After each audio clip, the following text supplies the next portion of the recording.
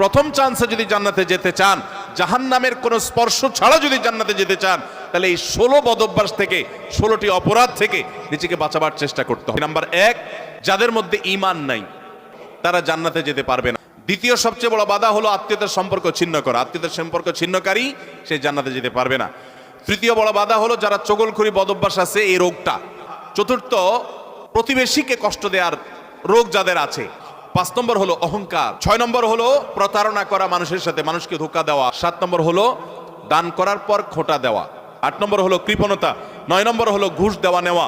10 নম্বর হলো মা বাবার নাফরমানি করা, মা বাবার অবাধ্য হওয়া, মা বাবার অসম্মান করা। 11 নম্বর হলো মাদক আসক্ত হওয়া।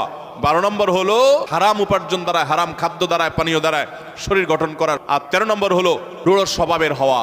14 নম্বর হলো গণক হওয়া। 15 নম্বর হলো ব্ল্যাক ম্যাজিক করা, ব্ল্যাক ম্যাজিশিয়ান। আর 16 নম্বর হলো সিল্কের পোশাক পরা।